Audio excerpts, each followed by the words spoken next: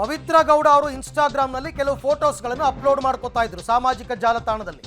ಆ ಸುಂದರ ಫೋಟೋವನ್ನು ನೋಡಿ ಉದ್ರೇಕಗೊಂಡಿದ್ದ ರೇಣುಕಾಸ್ವಾಮಿ ಫೆಬ್ರವರಿ ತಿಂಗಳಲ್ಲಿ ಮೊದಲ ಬಾರಿಗೆ ಮೆಸೇಜನ್ನು ಕಳಿಸಿದ್ನಂತೆ. ಪವಿತ್ರ ಗೌಡಳ ಫೋಟೋವನ್ನು ನೋಡಿ ಅಶ್ಲೀಲ ಮೆಸೇಜನ್ನು ಕಳಿಸಿದ್ದ. ಫೆಬ್ರವರಿಯಿಂದ ಅಶ್ಲೀಲ ಫೋಟೋ ಮತ್ತು ಸಂದೇಶವನ್ನು ಪದೇ ಪದೇ ರೇಣುಕಾಸ್ವಾಮಿ ಕಳಿಸ್ತಾ ಇದ್ದ ಅಂತಕ್ಕಂಥದ್ದು ಗೊತ್ತಾಗಿದೆ. ಇಲ್ಲಿ ಈ ಫೋಟೋ ನೀವು ನೋಡ್ತಾ ಇದ್ದೀರಲ್ಲ, ಇದೇ ಫೋಟೋ, ಎಸ್, ಇದೇ ಫೋಟೋವನ್ನು ನೋಡಿ ರೇಣುಕಾಸ್ವಾಮಿ ಉದ್ರೇಕಗೊಂಡು ಪವಿತ್ರ ಗೌಡಗೆ ಅಶ್ಲೀಲ ಮೆಸೇಜನ್ನು ಕಳಿಸೋದಕ್ಕೆ ಶುರು ಮಾಡ್ತಾನೆ. ಅದಾದ ನಂತರ ಒನ್ ಸೈಡೆಡ್, ಯಾವುದಕ್ಕೂ ಪವಿತ್ರ ಗೌಡ ರಿಯಾಕ್ಟ್ ಮಾಡಲ್ಲ. ಎಲ್ಲಿ ತನಕ? ಜೂನ್ 5ನೇ ತಾರೀಕು ತನಕ. ಅಲ್ಲಿ ತನಕ ಅವನು ಆಗಾಗ್ಗೆ ಇವ್ರು ಅಪ್ಲೋಡ್ ಮಾಡೋ ಎಲ್ಲ ಫೋಟೋಸ್ಗೂ ರಿಪ್ಲೈ ಮಾಡೋದು, ಕೆಟ್ಟದಾಗಿ ಫೋಟೋಸ್ಗಳನ್ನ ಕಳಿಸೋದು, ತನ್ನದೇ ನಗ್ನ ಫೋಟೋಗಳನ್ನ ಕಳಿಸೋದು, ಹೀಗೆಲ್ಲ ಮಾಡ್ತಾ ಇದ್ದ ಅಂತ ಗೊತ್ತಾಗಿದೆ. ಚಾರ್ಜ್ ಶೀಟಲ್ಲಿ ಈ ಅಂಶಗಳನ್ನು ಉಲ್ಲೇಖ ಮಾಡಿದ್ದಾರೆ ಪೊಲೀಸರು. ಇದೆಲ್ಲವನ್ನ ಕೂಡ ಕೊಲೆಯ ಹಿಂದಿನ ಉದ್ದೇಶ ಇದೇ ಫೋಟೋ, ಈಗ ನೀವು ನೋಡ್ತಾ ಇರ್ತಕ್ಕಂಥ ಇದೇ ಫೋಟೋವನ್ನೇ ಆತ ನೋಡಿ ಉದ್ರೇಕಗೊಂಡು ಮೆಸೇಜ್ ಕಳಿಸೋದಕ್ಕೆ ಶುರು ಮಾಡಿದ್ದು.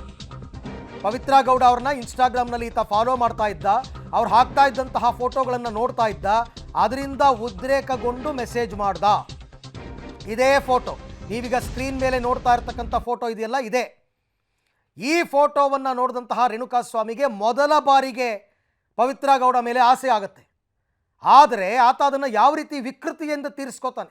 ಕೆಟ್ಟದಾಗಿ ಮೆಸೇಜ್ ಮಾಡೋದು, ಕೆಟ್ಟ ಫೋಟೋಗಳನ್ನು ಕಳಿಸೋದು, ಆಕ್ಷೇಪಾರ್ಹ ಪದಗಳನ್ನು ಬಳಸಿ ಮೆಸೇಜ್ ಮಾಡೋದು, ಈ ಥರ ಮಾಡಿದಾಗ ಅದು ಒಂದಲ್ಲ ಒಂದು ನಿಮಿಷದಲ್ಲಿ ಟ್ರಿಗರ್ ಆಗೇ ಆಗುತ್ತೆ. ಪವಿತ್ರ ಗೌಡ ಹಿನ್ನೆಲೆ ಆತನಿಗೆ ಗೊತ್ತಿರಲಿಲ್ವಾ, ಅದೆಲ್ಲ ಆಮೇಲೆ ಬರುತ್ತೆ. ಬಟ್ ಆಕೆಗೆ ಈತ ಕಳಿಸಿದಂತಹ ಫೋಟೋಗಳು, ಈ ಬಗ್ಗೆ ಕೂಡ ಮತ್ತಷ್ಟು ಮಾಹಿತಿ ನನ್ನ ಕೊಲೀಗ ಮುರಳೀಧರ್ ಅವರಿಂದ ಇಟ್ಕೊಳ್ಳೋಣ. ಮುರಳಿ, ಫೆಬ್ರವರಿಯಿಂದ ಜೂನ್ ತನಕ ಆತ ಮಾಡಿರೋ ಮೆಸೇಜು, ಅವನು ಕಳಿಸಿರೋ ಫೋಟೋಗಳು ಎಲ್ಲವನ್ನೂ ಕೂಡ ಶೇಖರಿಸಿಟ್ಕೊಂಡು ಒಂದೇ ಒಂದು ಕಂಪ್ಲೇಂಟ್ ಕೊಟ್ಟಿದ್ದಿದ್ರೆ ಆತ ಕನಿಷ್ಠ ಅಂತಂದ್ರೆ ಒಂದು 5 ವರ್ಷ ಜೈಲಲ್ಲಿ ಕೊಳಿಬೇಕಾಗಿ ಬರ್ಬೋದಾಗಿತ್ತು. ಅದೊಂದು ಕೆಲಸ ಮಾಡ್ದೇ ಎಡವಟ್ಟು ಮಾಡಿದ್ರು ಇವರು ಅಂತ. ಖಂಡಿತವಾಗಿಯೂ ಅರವಿಂದ್, ಯಾಕೆಂದರೆ ದರ್ಶನ ಆ ಸಂದರ್ಭದಲ್ಲಿ ವಿವೇಚನೆಯನ್ನು ಬಳಸ್ಕೊಂಡಿದ್ರೆ ಇವತ್ತು ರೇಣುಕಾಸ್ವಾಮಿ ಜೈಲಿನ ಒಳಗಡೆ ಇರ್ತಿದ್ದ, ಇವರೆಲ್ಲರೂ ಕೂಡ ಹೊರಗಡೆ ಇರ್ತಿದ್ರು. ಜೊತೆಗೆ ರೇಣುಕಾಸ್ವಾಮಿ ಪ್ರಾಣವನ್ನು ಕೂಡ ಕಳ್ಕೊಳ್ತಿರ್ಲಿಲ್ಲ, ಜೊತೆಗೆ ದರ್ಶನ್ ಅವ್ರಿಗೆ ಈ ರೀತಿಯ ಪರಿಸ್ಥಿತಿ ಕೂಡ ಬರ್ತಾ ಇರಲಿಲ್ಲ ಅನ್ನೋದು ಸ್ಪಷ್ಟವಾಗಿ ಗೊತ್ತಾಗ್ತಾ ಇರೋಂಥದ್ದು. ಯಾಕೆಂದರೆ ಇಡೀ ಪ್ರಕರಣದಲ್ಲಿ ಸಾಕಷ್ಟು ಅವಕಾಶಗಳಿತ್ತು, ಸಾಕಷ್ಟು ವಿವೇಚನೆಯನ್ನು ಬಳಸ್ಬೋದಿತ್ತು, ಆತನ ಲೊಕೇಶನ್ ಸಿಕ್ಕಿತ್ತು, ಆತ ಯಾರು ಅನ್ನೋದನ್ನು ಐಡೆಂಟಿಫೈಯನ್ನು ಕೂಡ ಮಾಡಲಾಗಿತ್ತು, ಈತನೇ ರೇಣುಕಾಸ್ವಾಮಿ ಅನ್ನೋದನ್ನು ಕೂಡ ಕನ್ಫರ್ಮೇಷನ್ ಕೂಡ ಮಾಡ್ಕೊಂಡಿದ್ರು.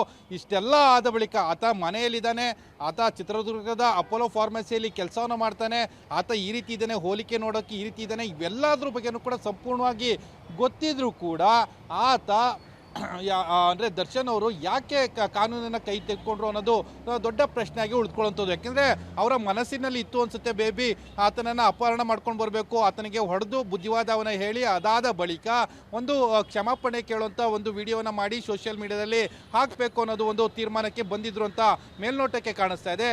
ಆ ರೀತಿ ಮಾಡಿದ್ರೆ ಇನ್ನು ಮುಂದಿನ ದಿನಗಳಲ್ಲಿ ಯಾರೂ ಕೂಡ ಪವಿತ್ರ ಗೌಡ ವಿಚಾರಕ್ಕೆ ಬರೋಲ್ಲ ಅನ್ನೋದ್ರ ಬಗ್ಗೆಯೂ ಕೂಡ ಮಾಹಿತಿಗಳು ಇತ್ತು ಅಂತ ಅನಿಸುತ್ತೆ. ಆ ಹಿನ್ನೆಲೆಯಲ್ಲಿ ಈ ರೀತಿಯಲ್ಲಿ ಕಾನೂನನ್ನು ಕೈ ತೆಗೆದುಕೊಂಡಿದ್ದಾರೆ. ಜೊತೆಗೆ ಅವರು ಪಟ್ಟಣಗೆರೆ ಶೆಡ್ಗೆ ಬರೋ ತನಕನೇ ಯಾವುದೋ ಬೇರೆ ಪ್ಲಾನಲ್ಲಿ ಇದ್ರು, ಪಟ್ಟಣಗೆರೆ ಶೆಡ್ಗೆ ಬಂದ ನಂತರವೇ ಬೇರೆ ಪ್ಲಾನ್ಗೆ ಬಂದಿದ್ದಾರೆ ಅನ್ನೋದು ಸ್ಪಷ್ಟವಾಗಿ ಗೊತ್ತಾಗ್ತಿದೆ. ಅದು ಅಪಹರಣ ಮಾಡಿ ಆತನನ್ನು ಹತ್ಯೆ ಮಾಡಬೇಕು ಅನ್ನೋ ಉದ್ದೇಶ ಅವರ ಮೋಟಿವ್ ಆಗಿತ್ತು ಅನ್ನೋದು ಸ್ಪಷ್ಟವಾಗಿ ಈಗ ದೋಷಾರೋಪ ಪಟ್ಟಿಯಲ್ಲಿ ಉಲ್ಲೇಖ ಆಗಿರೋಂಥದ್ದು. ಅಂದರೆ ಲಾಸ್ಟು ಕೊನೆಯ 3 ಜನ ಶರಣಾಗತರಾದಂಥ ಆರೋಪಿಗಳೇನಿದ್ದಾರೆ ಅವರನ್ನು ಹೊರತುಪಡಿಸಿ ಇನ್ನೆಲ್ಲ ಆರೋಪಿಗಳು ಕೂಡ ಈ ಕೊಲೆಯ ಪ್ರಕರಣದಲ್ಲಿ, ಅಪಹರಣ ಮತ್ತು ಕೊಲೆಯ ಪ್ರಕರಣದಲ್ಲಿ ಇನ್ವಾಲ್ವ್ಮೆಂಟ್ ಇದೆ ಅಂತೇಳಿ ದೋಷಾರೋಪ ಪಟ್ಟಿಯಲ್ಲಿ ಪೊಲೀಸರು ಉಲ್ಲೇಖವನ್ನು ಮಾಡಿರೋಂಥದ್ದು. ಅರವಿಂದ್, ಮುರಳಿ, ಹಾಗೆ ಸಂಪರ್ಕದಲ್ಲಿರಿ. ಒಟ್ಟಾರೆ ಇವಾಗ ಅಪಹರಣ, ಕಿಡ್ನ್ಯಾಪ್ ಮತ್ತು ಮರ್ಡರ್ನಲ್ಲಿ ಬಹುತೇಕ ಆರೋಪಿಗಳು ತಗ್ಲಾಕೊಂಡಿದ್ದಾರೆ. ಅದೆಲ್ಲದಕ್ಕೂ ಪೂರಕವಾದ ಸಾಕ್ಷ್ಯಗಳು ಸಿಕ್ಕಿದೆ.